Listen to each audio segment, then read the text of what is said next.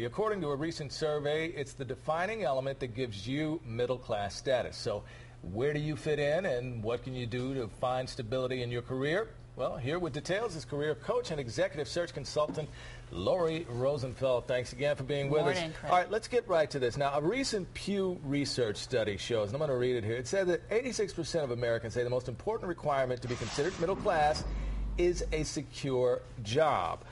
66 said health insurance, 45% said you need to, own a home. 20 years ago, it was completely different. You had to own a home to be considered middle class. What does it say about the job market today? The jobs are really the most important issue to people these days.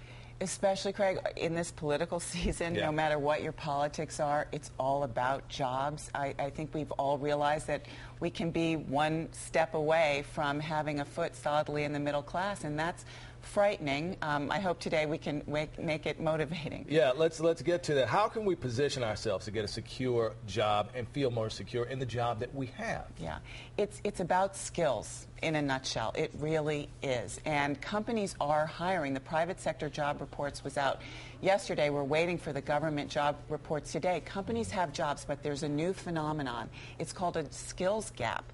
That's the issue. Companies have jobs, but they don't have workers who are trained for the jobs that they have. So if you're unemployed, you want to make sure your skills match up to the requirements.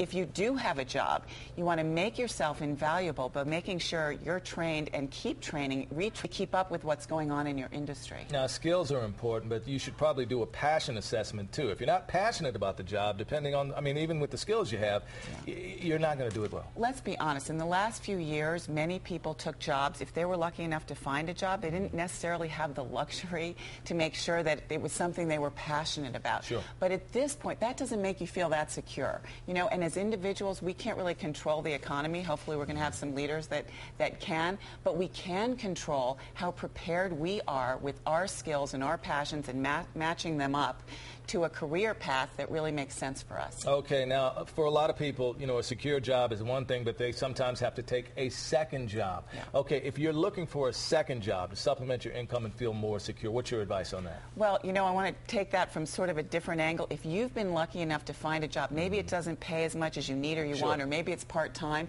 If it gets you on that career path that you're looking to be on, you might want to supplement it or have to supplement it. It's a good idea with a job just to pay the rent to get that experience. Okay.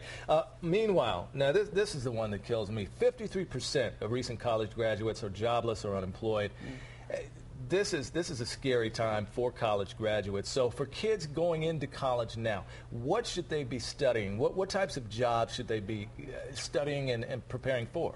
Look, first of all, there's been debate about whether you still need a college education. I'm a firm believer that it gives you many, many more possibilities and options for your career.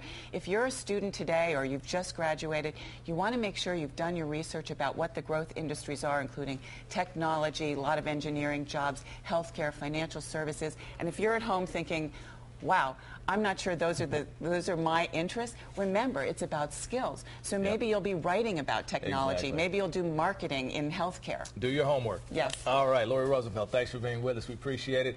For more on the new middle class, you can log on to pix11.com/morningnews.